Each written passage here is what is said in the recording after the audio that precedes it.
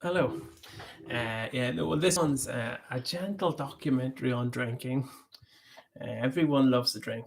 I personally tonight I'm drinking this rancid immature drink here called Dragon Soup, and everyone does it so much you forget you're doing it. And here in Ireland, we have a shocking drinks culture. You're working Monday, Tuesday, Wednesday. It's coming. Here it comes. First, a couple of cheeky pints after, work, and then Friday, here it comes, and we're at the weekend. Let's go nuts and drink, and then Sunday down, calm again. Monday, and you go up the, you know, the the fun fair ride again. So I've always wondered. We're basically functioning alcoholics. To say all Ireland is, but all the fun people are, and there is very boring people that row and stuff. And they don't even know what they've got to talk about. But it's like whenever you come into work on Monday and people who've been drinking have all these mad stories and stuff that happened on the weekend and how exciting it is, and then people who don't drink, it's all like, who's all right? But I love whenever you're drinking, the stories are mythical. What happened? It was a bus stop, and then and I like it because it loosens the tongue, and there's all these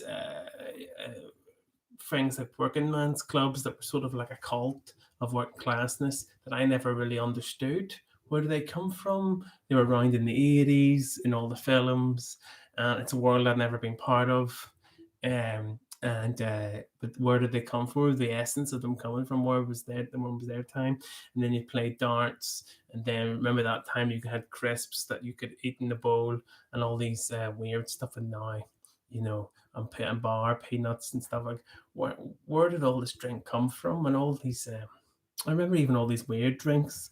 Like we have an obsession of drink called Bugfast, which is a subtle mixture of caffeine, alcohol, and sugar coming at you, Cleopatra, bam, in one tonic wine made by monks.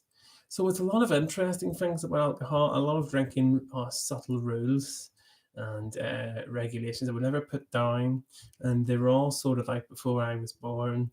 And this whole documentary takes you through, people coming from the First World War, what kind of drinks they liked, Second World War, going on to the 60s, and the different classes, how they like to drink, per people spending their money trying to on drink, trying to block out working in a mine. And then you had rich people inviting round for saucy, sexy dinner parties, So this whole documentary goes through the 1930s, 40s, 50s, and then it takes you through all the um, binge drinking and all this stuff. Because I've always wondered why the UK was so obsessed with drinking anyway. What was our problems? Why did we, whenever you go to Italy or somewhere, you have people have a drink as well as this Marlboro Light, and they relax and they just have conversation. It's just to loosen the tongue, and we get absolutely blitzed. And I'm like, how crap has work become? Maybe it's working in them call centers like Factory Farm Chicken. That means we need to drink more and more and take more and more at the weekend as the jobs get more mindless. Just the same way there was miners back in the day. That was a hard job, didn't live very long. So the drinks had to be strong. So this documentary takes you through all these different uh, I mean, to be fair, you'll only enjoy this documentary if you're from the UK, and and also if you're partial to a drink. If you don't drink, you won't enjoy it. But I love these gentle BBC documentaries, and they interview such interesting people. They're interviewing all these like ex-alcoholics and stuff who worked in like media moguls and stuff, people who worked on Fleet Street, and about how at all these business meetings you'd have a drinks cabinet. Oh God, I missed it. I would love to have been alive in the 70s to have a drinks cabinet in the secretary. Oh, it'd be amazing. Now, if you come in drunk, well, you can see. I'm surrounded every day by people in the civil service who all hide drink in their coffee cups. And there's a guy I know, and he would smoke a joint, and he would have 2 pints at lunchtime. And the lunchtime drink And there's all these and then drinking in the daytime is okay at lunchtime if you're working, but if you're not employed, drinking in the daytime and people see you, you're highly shunned.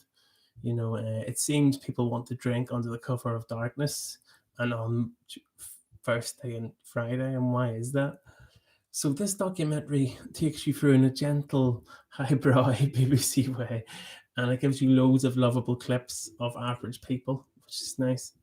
And because you rarely get to see average people in clips, it's normally kings or queens or stuff like that. You just get to see average lads having the crack, going on rambles like I am now, drinking some drinks. Well, this is some tea, but something like this. But yeah, I think you'll enjoy this documentary because it's something that you can nicely watch with your parents and be all like, we all enjoy a good drink, but yet at the same time, not it's going to rock the boat. And yeah, so I'm going to end it there. And it's called Time Shift: The Rules of Drinking. And I'm going to put a link to it at the bottom of it. And there you go. So I'm going to end it there.